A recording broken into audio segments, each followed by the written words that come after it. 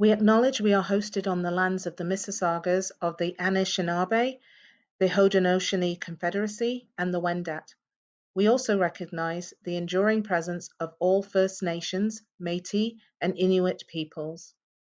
Hello, and welcome to Tips and Tricks for Helping Your Teenage Children Return to School. My name is Afshan Siddiqui. I am a psychologist with the TDSP.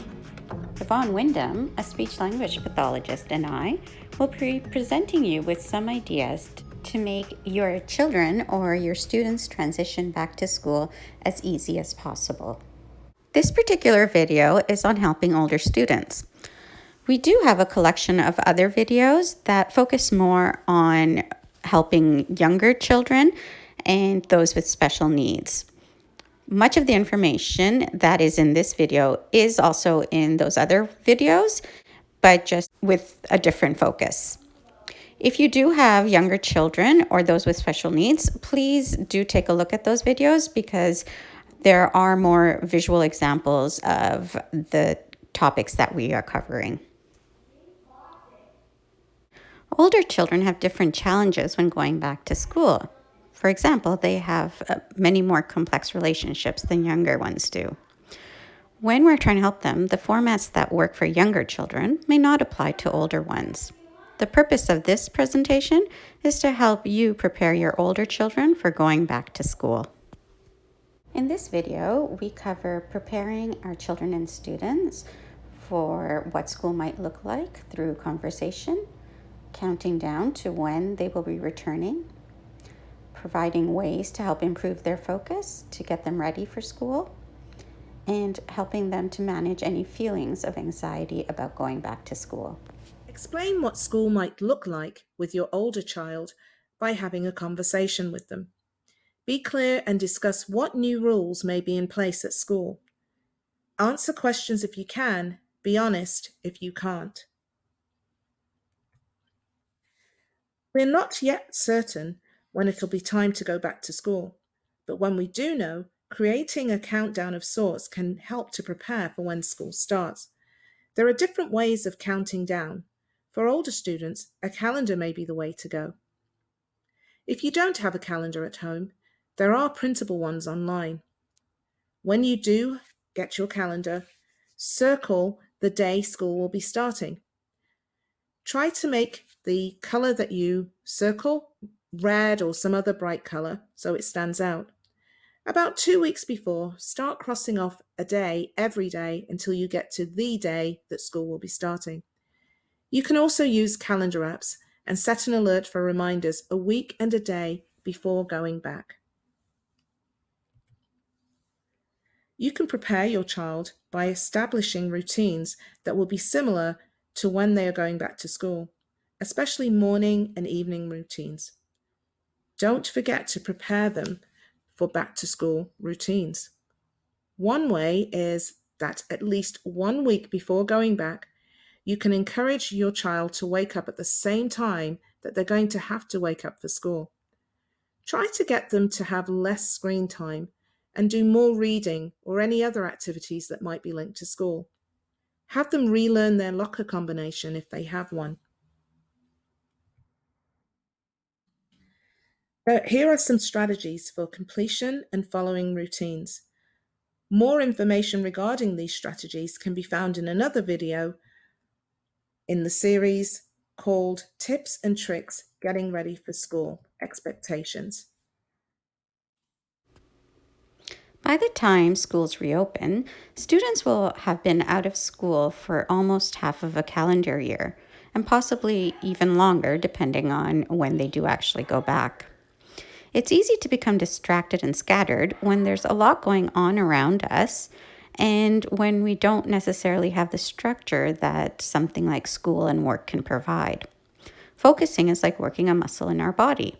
The more we use the muscle, the stronger it gets. One way to strengthen attention muscles is through mindfulness. Mindfulness is a practice where you focus on your thoughts and your feelings in the present moment.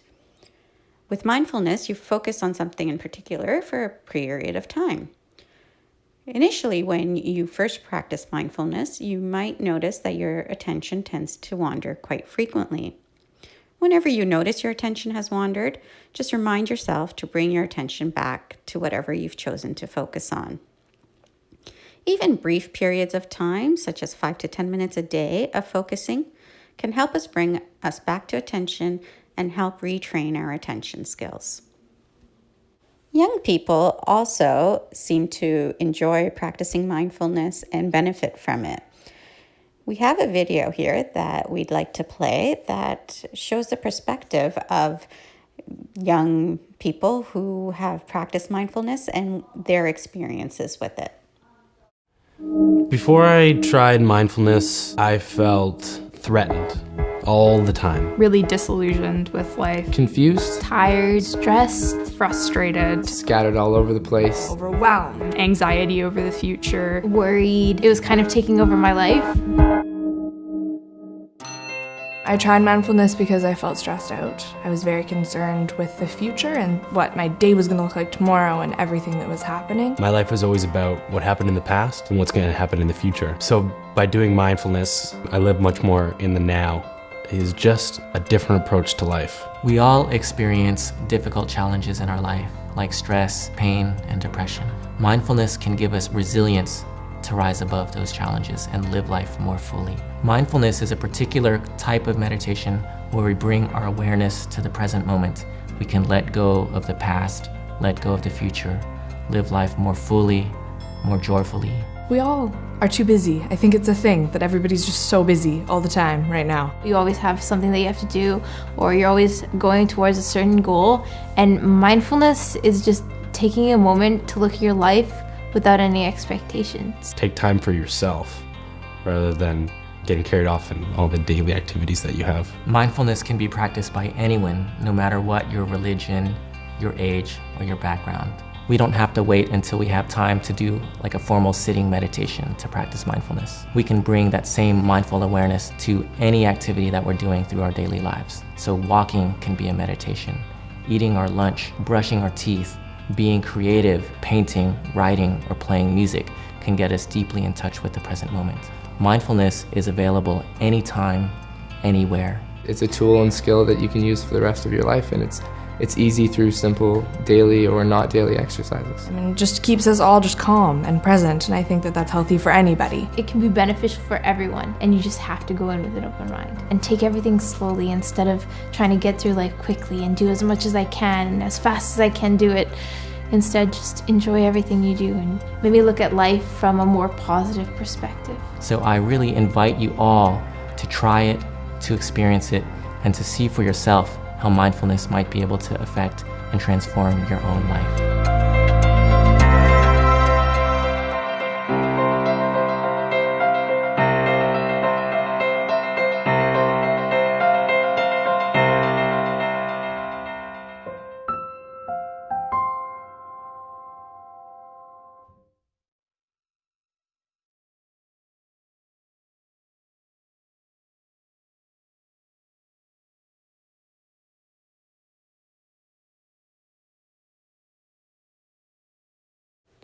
Here are some mindfulness activities for you to try.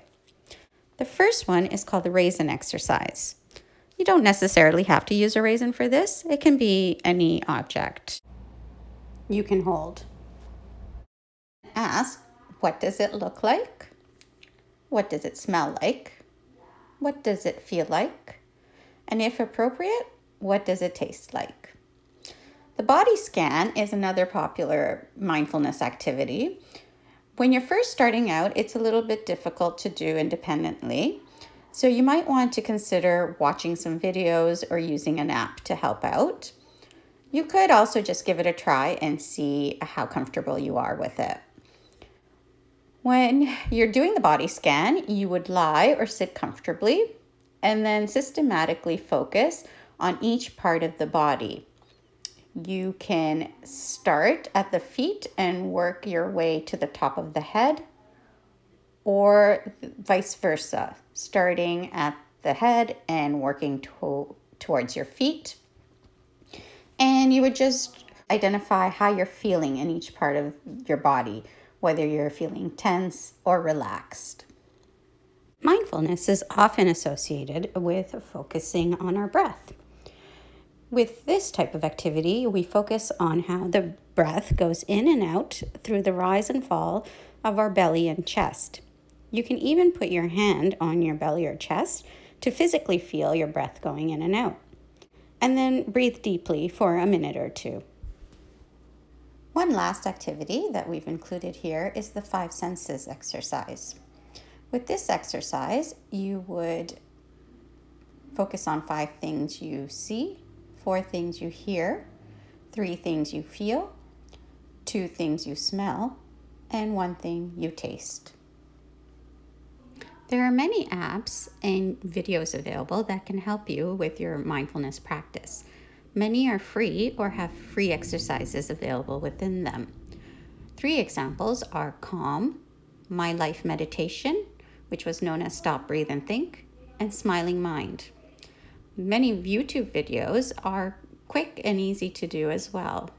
There's 5-minute videos that you can use to practice some mindfulness, and there might be some shorter or longer ones depending on your needs. See what you can benefit from. Physical activity is another great way to work on improving attention. Doing some physical activity throughout the day can give our brains a break and help us stay focused. Moving before we start working on something can also help burn off some energy and allow us to focus on what we need to do. Other ways to help improve focus are doing things like playing memory or concentration games. So doing things like crosswords or puzzles. Also, coloring can be a great way of focusing your visual attention. Listening to calming music can help some of us focus. Also, you would want to encourage your children or students to try to get good sleep, because if they're feeling tired, it can be very difficult for them to focus. Another important topic to cover in terms of preparing to go back to school is anxiety. Going back to school can cause feelings of anxiety at the best of times. And now, after having been home for an extended period of time, along with everything else that's going on in the world, it's likely that many children are likely to feel even more nervous about going back. It's important to remember, though, that anxiety is a normal emotion. We all feel anxious at times. In fact, it can be helpful. It's our body's response to stress or danger. We can have anxious thoughts and body sensations. Too much anxiety, though, can be overwhelming and cause problems in our lives. So it's important to manage our anxiety so it doesn't become overwhelming. Anxiety can affect your body in different ways. It may be mentally, such as your mind racing with different thoughts, or even a physical feeling, such as sweating or your heart racing. Anxiety may even cause a person to feel nauseous or lose their appetite.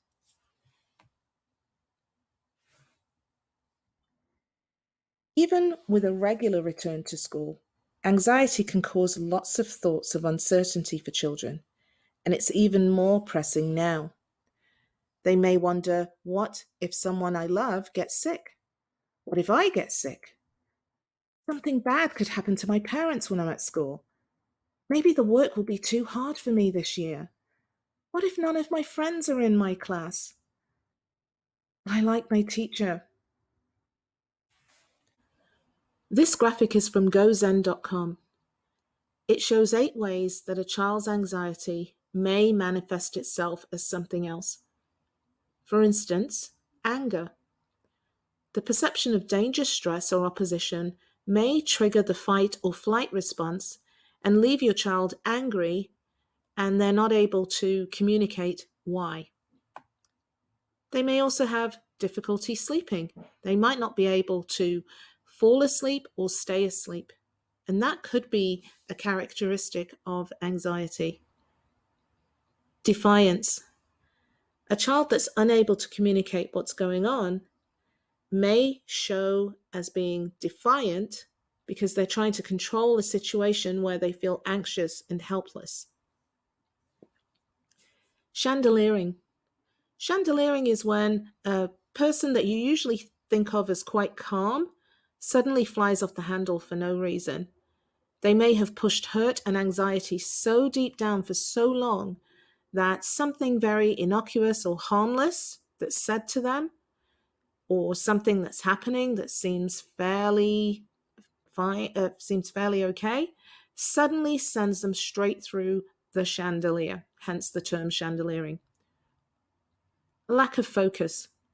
Some children with anxiety are often so caught up in their own thoughts that they don't even pay attention to what's going on around them. And that could also be a sign of anxiety. Avoidance. Children who are trying to avoid a particular person or place or task often end up experiencing more of whatever it is that they're actually trying to avoid. Negativity. People with anxiety tend to experience negative thoughts at a much greater intensity than positive thoughts. Overplanning. Overplanning and defiance go hand in hand in their root cause. Where anxiety can cause some children to try to take back control through defiant behavior, it can cause others to overplan for situations where planning is not really needed, or it's a very simple situation and they are overthinking it. There are lots of different ways, and these are not the only ways that it shows up, but it just gives you an idea for you to be aware and to help your child with the coping tools that we hope to give you through this presentation. So the question is, how can we help our children or students? You can help by having them identify what they are feeling, identify what they are thinking, and practice good coping skills that will help them manage their feelings and their thoughts. To help your children or students identify what they are feeling, talk about anxiety with them and let them know it's normal to feel worried sometimes. Ask them to talk about and show you where they're feeling sensations related to anxiety in their body. To help your children and students identify what they are thinking, have them write their thoughts in a journal or put them in a worry container, such as a jar or a shoebox. Talk to them about their worries if they're willing, and reframe them into more realistic thoughts if possible. You can also use a worry decision tree to decide what to do with the worries. There is a resource available at psychologytools.com that can help guide you through this process. You would ask your child or your student to identify what they're worried about, and then ask them if there's something that they can do about their worry. If there isn't something they can do about it at that point, then to let go of the worry for the moment and bring their attention to something else. If there is something that they can do, you would ask if there's something they can do about their worry right then. If not, then you would have them plan what they would be doing and when about their worry. And then again, let the worry go for the moment and focus their attention elsewhere. If there is something that they can do right in the moment, then you would encourage them to do that. You will also want to practice some coping skills. As a parent, you can model common coping so that your children can learn from your example and follow your lead. As a family, you can engage in many different coping activities in order to manage any upset feelings. There's a list here that we have included, and I will just give you a brief description of what each of these are. But we are also going to try to include some resources along with our video so that you can use some of these resources to practice these coping skills at home. So one is deep breathing. With deep breathing, you would just take a few deep breaths in order to relax your body. Similarly, with progressive muscle relaxation, you tense and relax muscles systematically in order to produce some muscle relaxation. With positive self-talk and gratitude journals, you are trying to focus more on positives in your life. So with positive self-talk, you would encourage yourself by saying things like, I can do it. And with gratitude journals, you focus on things that you are grateful for and happy with and thankful for in your life. Another thing you can do is engage in some calming activities, such as listening to music or coloring. It can be anything really that helps you attain a feeling of calm. You would also want to consider encouraging your children to reduce their use of social media. And I recognize that that may be a difficult thing to do. We've already discussed the benefits of physical activity and mindfulness in terms of helping with focus, but those activities can also be very beneficial in terms of calming the body. Finally, laughing is a great way to relieve some stress. You can help your students create a list of what helps them keep calm or focused. Here are some visuals that show lists of coping tools. The one on the left was made using Boardmaker Studio, and the one on the right was found through a search on the internet. You can make your own lists, either in text format or using some visuals if your children or students are interested. But basically, it's just to come up with ideas that are good to help get the body either moving and become alert or calm down and focus. Giving our children and students these ideas or tools can make them more independent in managing their emotions. Some children may need more help than you can give them. In those situations, consider getting outside help. Your children or students can contact the Kids Help phone. They can either call or text. There's also the WhatsApp walk-in clinics that offer free virtual and phone counseling. You could speak with your family doctor or encourage parents to speak with their family doctor so that they can access services. And when school restarts, consult with your child's teacher, or if you are the teacher, then consult with your school support team to access services through professional support services. There are also many books available that deal with managing stress in teens and parenting anxious children. We've provided a couple examples here, but if you visit your local library or your professional library, you are bound to find many more. Here are the things to remember from this video. You will want to prepare your children or students for big changes so that things can go more smoothly and everyone can be less stressed. Talk to them about what school will look like in our new normal, as it will look very different from what we've been used to, and let them know when they'll be going back to school. Also, consider using strategies that will encourage task completion and following of instructions and routines. Examples are providing choice, reinforcement, and breaks. You will want to practice focus skills briefly each day to help improve them. And you can help improve focus using mindfulness activities, physical exercise, and mental exercise and games. Anxiety is a normal and sometimes helpful part of life, but too much of it can be overwhelming. Help your children and students identify their feelings and thoughts and practice coping skills with them so that they can independently use them. Get help for your children and students when needed. Thank you for watching this video on helping your older children and students.